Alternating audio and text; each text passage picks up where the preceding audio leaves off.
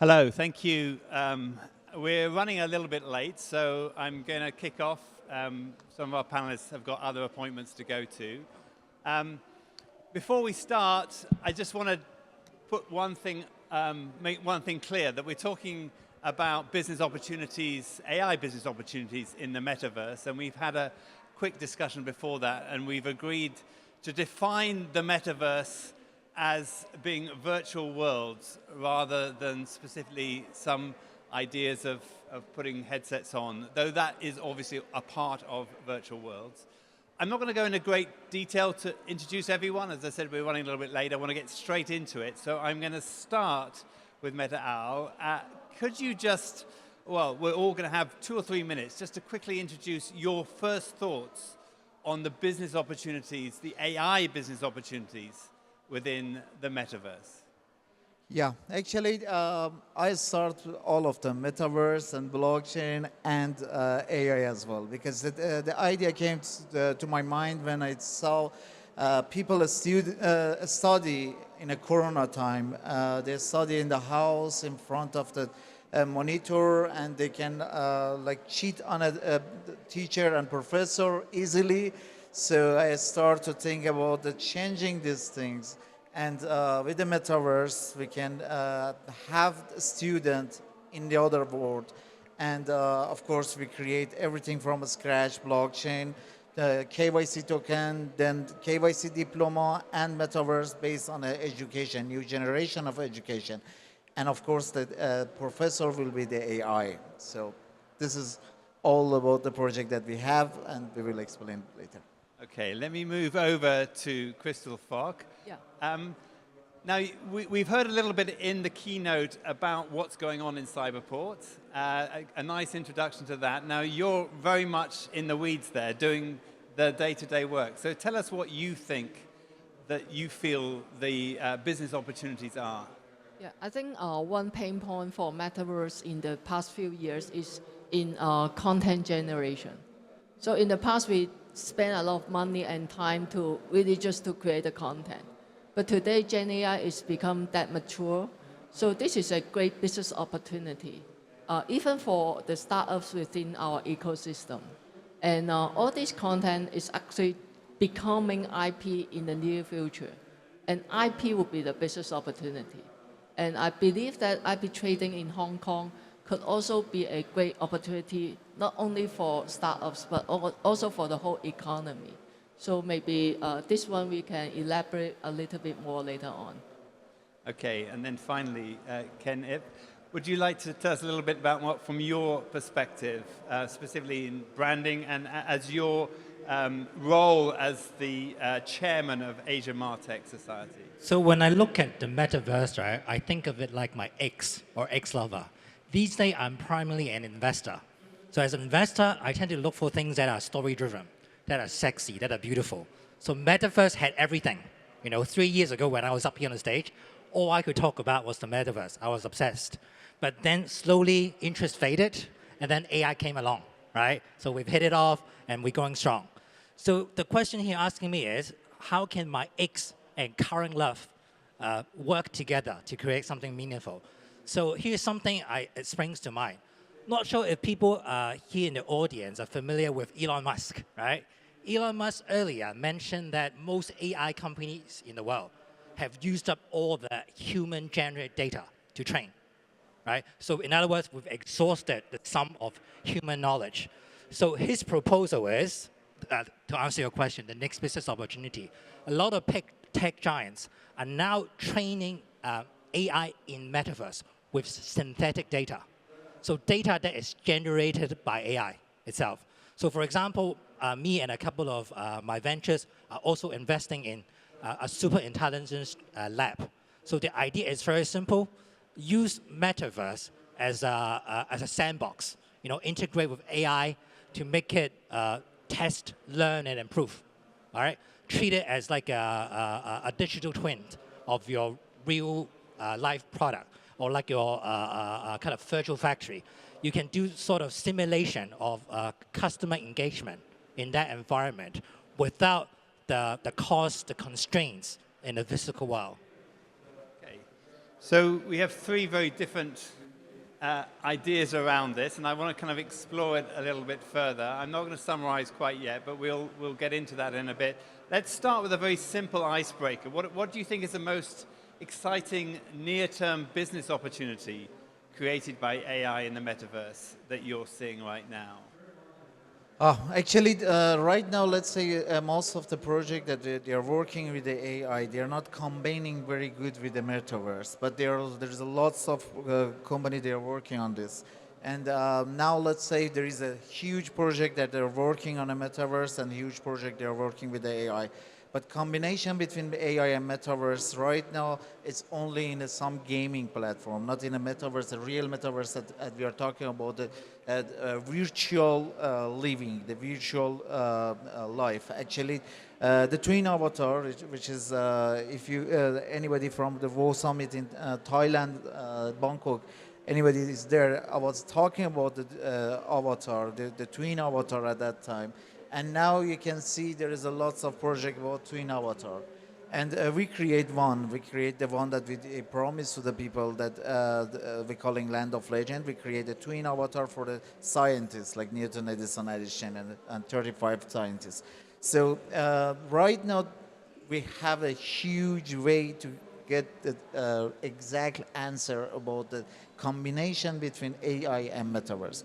But look at the stand here. We have a very good project here, like at Bubbles. I saw them. They're creating content, totally creating videos, creating everything on AI. And this is one of the best projects on AI that I saw. And there is a lots of project. And I saw another project here which is they're working on a metaverse as a Metaverse Street Journal. So look at the names. This is the future that we cannot say X, brother. It's an X.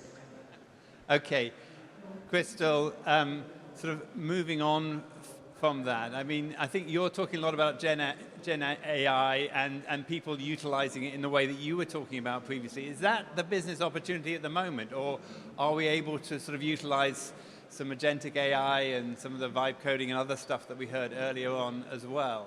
Yeah, I think agentic AI could be defined like for business efficiency or business opportunity. Because right now, I think one difficult thing is to have the good customer engagement, right? Because if I go to your shop, if I go to a restaurant, I won't go every day, and I won't stay there for long. So if we can have another metaverse, which is almost a digital twin of your existing business, actually the customer engagement journey is totally different from today, right? Because even though they leave the shop, they leave your restaurant, they are still together with you. You can still do the online shopping, you can still push them the new products, something like that. So I think this concept is quite different from before. And to me, I think the business opportunity is on much hardened customer engagement. Okay. Yeah. So we're talking here quite a lot about then sort of agentic AI as well, right? So that the agents are effectively running the business through the AI for you. And that's something that you had alluded to earlier on, Ken, that the future or the possibilities in agentic AI. Absolutely. But as an investor and a marketer, I also I have a pressure of looking after revenue, for my bosses, ROI. So when you talk about business opportunity, what immediately springs to mind is events and entertainment, right? So I'm not sure if people are familiar with Metaverse concept. So a couple of years ago, starting with Marshmallow in Fortnite, right? It wasn't just a live streaming. It was a truly immersive virtual experience that attracted around 11 million people streaming live and 60 million people watching it later. And then there was Travis Scott. He made a name for himself in Metaverse by doing the first or second ever largest Metaverse concert, which fetched $20 million US in one single concert. Selling what? Selling virtual merchandises generated by AI. So you can talk about digital T-shirts, different skins, or different dance moves that you can use within the Metaverse. So and then all the big stars and big names also follow suit, like your Justin Bieber, your Post Malone. And more recently, not sure if people are familiar with BTS, which is a very, very popular boy band, K-pop boy band. And they've also had a Metaverse event earlier this year. And I was there as well in Bangkok. They also released a BTS Metaverse kind of museum for the fans to kind of explore virtually. So to me, it's no longer just about engagement anymore. It's providing an extra revenue stream for businesses. Sure. Now, I was going to ask you about a practical example, but you've all given some very good practical examples already. So I want to move on to trust and safety, because this is, one of the elephants in the room, as you might say, something that could upend all of the good work that we're talking about here. How do we build trust in these virtual spaces where AI can generate deep fakes or biased environments? What's one foundational pillar for a trustworthy metaverse? Yep. Actually, for metaverse, because it's very important to know exactly who is coming to the metaverse. So that's why we're for the bond that we are talking about, we are based on a blockchain. So we created opportunity to people for the people if they want to use it, if they want to meet other people inside of our metaverse, they have to use KYC token, which is we create some NFT as a KYC for the people. So we know all the nodes, or we're calling nodes, all the people that are coming to our metaverse, we're calling node, and they are already KYC'd.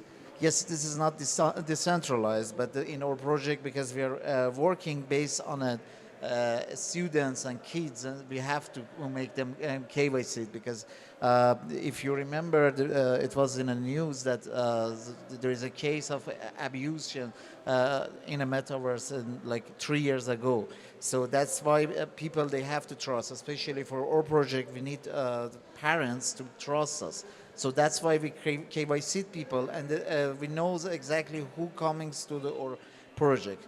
And when we are talking about the trust, it's very important. First of all, trust from which side?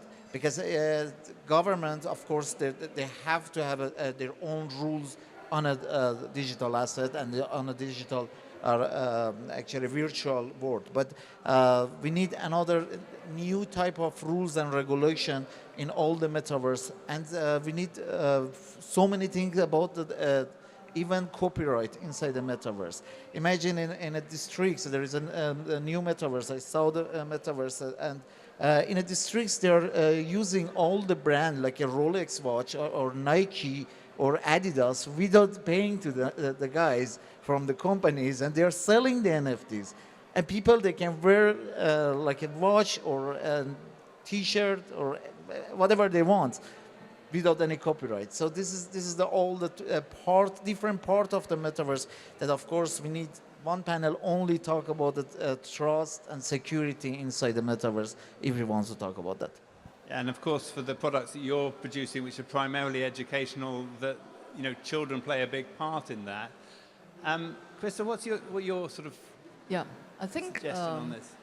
that is quite difficult to build trust among all the users within the metaverse. But of course, the first thing to do, of course, is the regulations. Because if we got some rules and guide to have someone to follow, at least it's not that in a messy environment. But later on, I think education is very important, because we have to educate every stakeholders that how it works and why we need to build trust among the metaverse environment. And thirdly, I think is how to protect everyone. Even though there is law, even though there is regulations, what I care is if I really get some problem within that environment, who will protect me?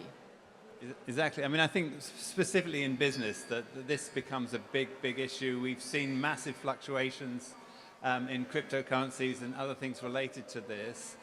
What's your opinion, Ken? Like Crystal said, it's very difficult because of the advancement of technology. Look at all the AI and deepfakes that we're seeing right now. A lot of people are falling for those love scam.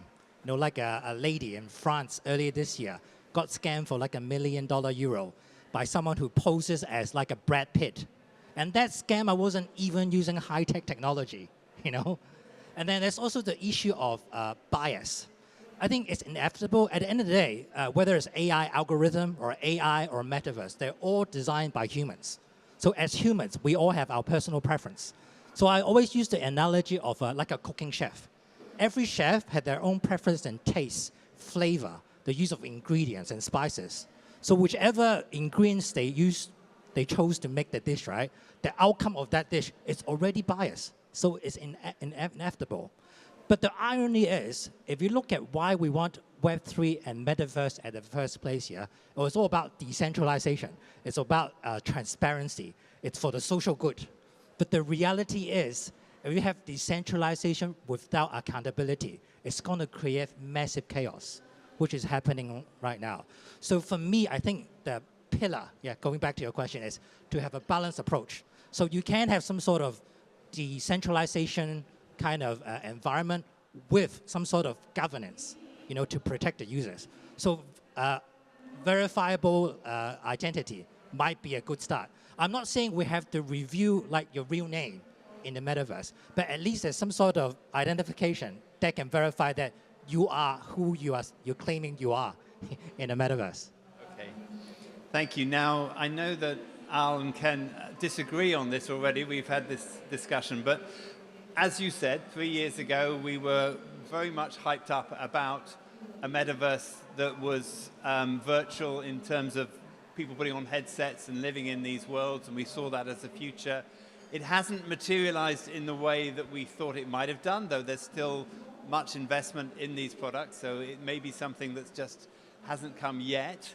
But what do you think, what one thing would you point to right now that you think there's a lot of hype around, that people are talking about, but you don't think is going to happen? That you think the conditions are not right or the technology is not right to allow that to happen?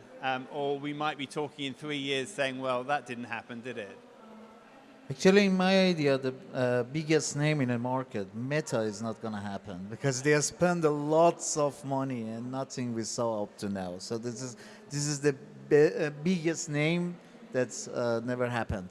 Like we are waiting for a Meta project. Like now, more than 2 years, they spent $1 billion. I think that might be their leader as well, who's very much invested in it. I hope because they're gonna get the biggest share of the market, but I hope they think about the metaverse, AI inside of their metaverse as well. Because if they want to launch some social media on a metaverse, that's a good idea. But we have it already in our project as well. But if you want to do this, you need to have some agent in your backside. You have to have an AI agent. You have to have some. There is lots of idea I'm not giving to Meta right now because I'm Meta from ICB Labs.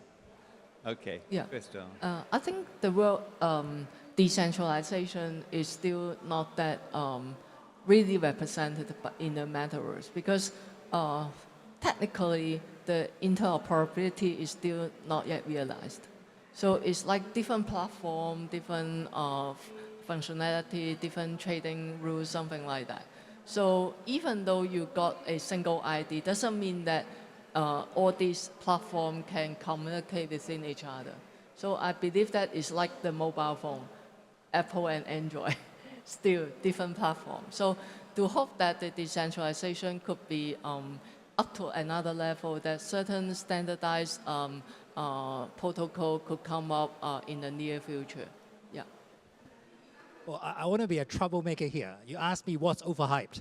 I say everything about AI and metaverse. I'm an investor, so on a weekly basis, I get lots of decks and proposals asking me to invest, right? So one of the most overhyped business startups I see is claiming that they have the perfect AI avatar that can replace all human interaction, whether it's the physical world or in metaverse, right? So you see a lot of demos claiming, oh, this AI assistant can now do everything for you. But in reality, it's very limited, right? If you talk to a lot of AI now, right, a lot of the response is still very flat. They're still not very good at picking up context, nuance, and emotion compared to humans. And also Metaverse. Why I say this is hype is because not many people talk about these days. The infrastructure, as Crystal has mentioned, currently there's not enough online infrastructure that can sustain billions of people using Metaverse on a daily basis. And then you got the hardware problem, the VR, AI goggles. It's very uncomfortable to use, to wear for a long duration. And then you've Crystal also talked about the interoperability. So moving from one system to another is very difficult, and there's also the scalability issue. So all these claims about, oh, we can now have a fully immersive office space. For example, we have an AI colleagues, or moving an entire industry onto Metaverse. It's years, if not decades away, in my opinion.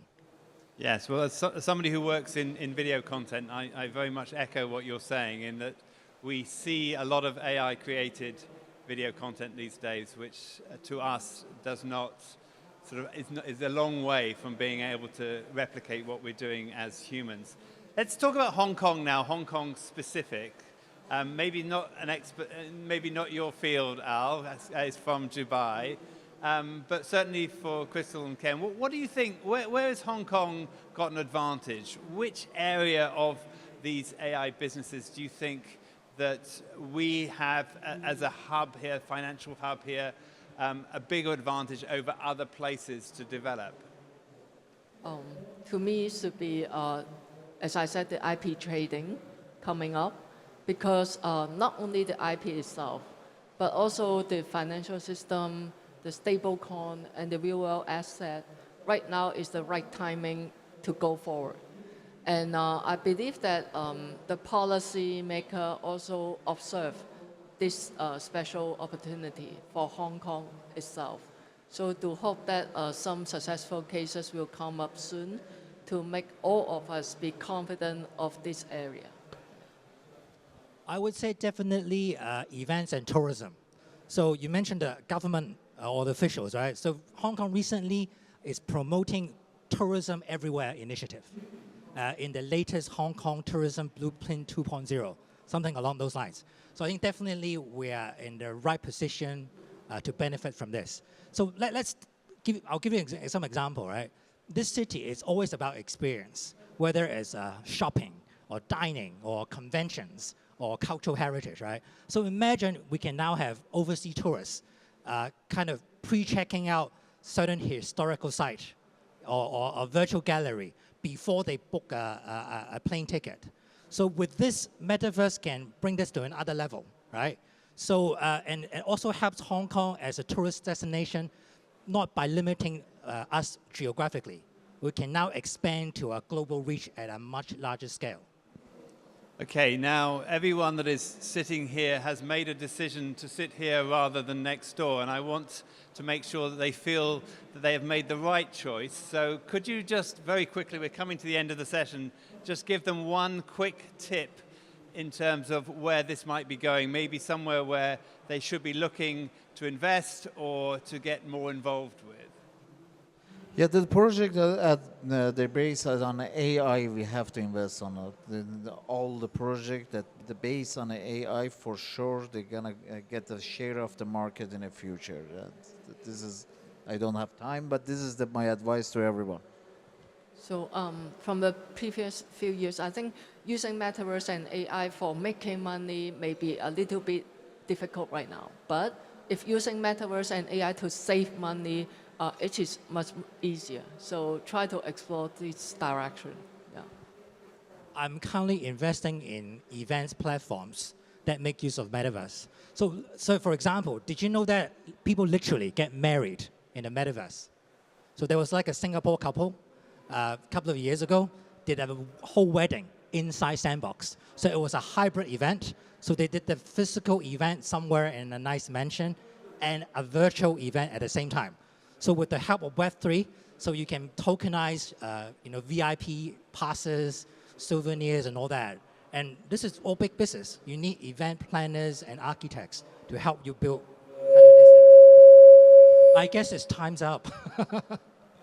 Is that our signal to go? Well, thank you very much. It's been very, very fascinating for me. I'm sure for the audience as well.